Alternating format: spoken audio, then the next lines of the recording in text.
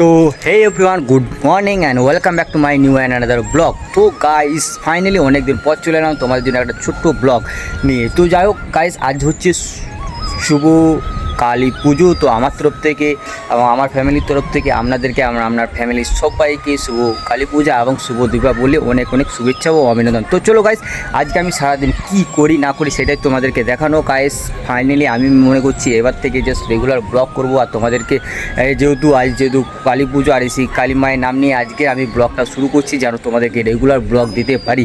তো চলো ব্লগটা দেখতে থাকো, আমি সারাদিন কী করি না করি। অলরেডি তোমরা হয়তো আমার ব্লগ দেখে বুঝে নিয়েছো আজকে ব্লগটা কী পারপাসে। তো চলো শুরু করা যাক আজকের এই ভিডিও। বেসিক্যালি আমি এখন তোমাদেরকে একটা জিনিস দেখানোর ছিল, কারণ এখন বাজলো জাস্ট বিকাল 5:10।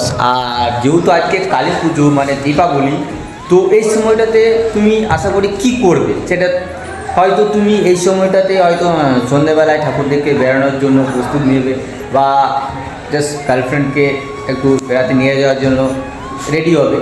কিন্তু আমাদের পাড়ার ছেলেগুলো কী করছে, মানে এই সময়টাতে কী করছে সেটাই তোমাদেরকে দেখাবো। তো চলো দেখো।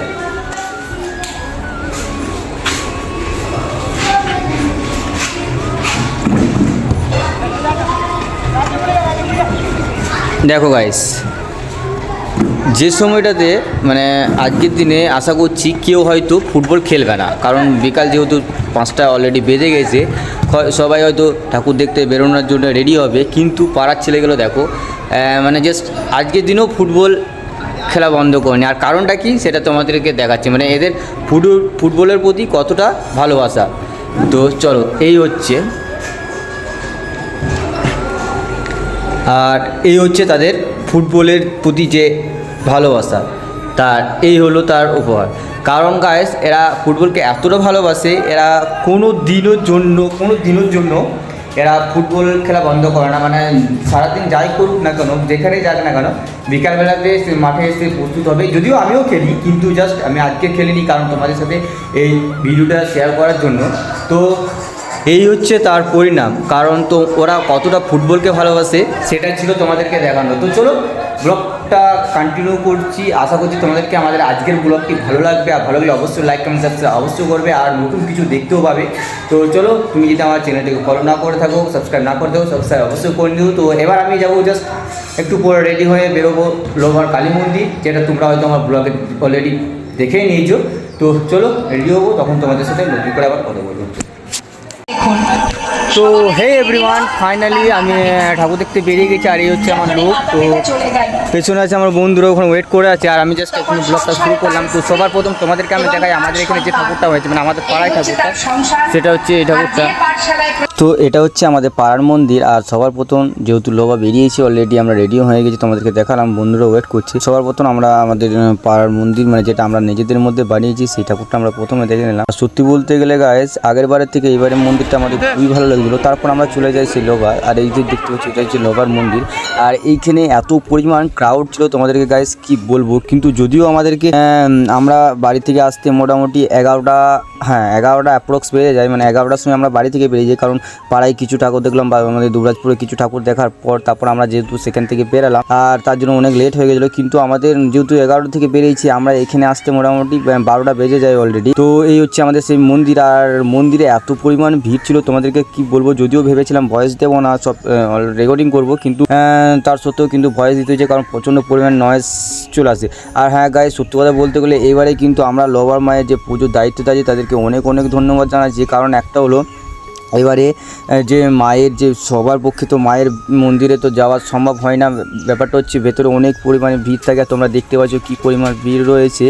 আর তার জন্য যে পুজোর দায়িত্বতে আছে তারা দুটো ভেতরে যে সিসি ক্যামেরা দ্বারা বাইরে এলসিডি টিভি লাগিয়ে দিয়েছে, মানে ভেতর থেকে না ঢোকে বাইরে দেখার সুযোগ করে দিয়েছে, বলতে গেলে টিভি লাগিয়ে দিয়েছে সিসি ক্যামেরা দ্বারা। সত্যি বলতে আমরা সেই টিভির মধ্যে দেখছিলাম, কারণ আমি কারণটা হচ্ছে আমি মায়ের মন্দিরে যেতে পারবো না আর পুজোও দিতে পারবো না, সেটার জন্য আমি আর নিজেকে খুব খুব খারাপ লাগছিলো। যদিও মায়ের মন্দিরে এসে কিন্তু মায়ের মন্দিরে যেতে পারবো না, মায়ের ঠিকমতো দর্শনও করতে পারবো না। তবু যাই হোক, প্রবলেম তো মানুষের মধ্যে থাকতে পারে, কারণ আমাদেরও সেই বাড়ির প্রবলেম হয়েছে বলতে একজন মারা গিয়েছিলো, সেই জন্য বাড়ি থেকে বারণ করা হয়েছিল যে যাই হোক তুই মন্দিরে চাপবি না, পুজো দিবি না। তো যাই হোক, তবুও কিন্তু মায়ের দর্শন না করাটা নিজেকে খুব খারাপ লাগলো, তাই গেলাম। তো যাই হোক, তোমরা দেখতে পাচ্ছ মায়ের যে মানে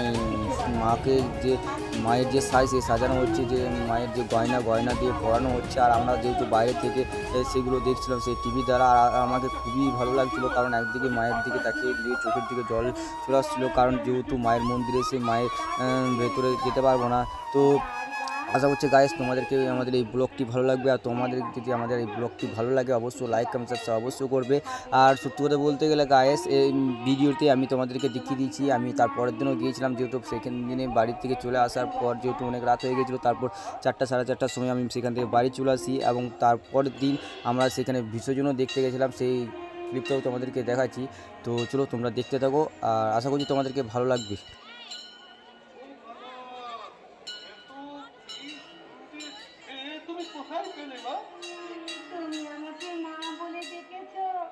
তো বন্ধুরা, ফাইনালি এটা হচ্ছে মায়ের পরের দিন, মানে বিসর্জন বেলা, আর তোমরা দেখতে পাচ্ছ বাইরে কি ক্রাউড রয়েছে, মানে এত পরিমাণে ভিড়, তোমাদেরকে গাইস কি বলে বেরাবো, কারণ সবাই বলছে প্রত্যেক বছরের থেকে এবছর নাকি বেশি পরিমাণে ভিড় হয়েছে। আর এখানে দেখতে পাচ্ছ মায়ের যে ভক্তরা তারা নিজেদের আনন্দে নেচে যাচ্ছে ঢাকের তালে তালে, আর আমরাও সেই জায়গায় ঢাকের তালে তালে নাচতে লেগে গেছিলাম।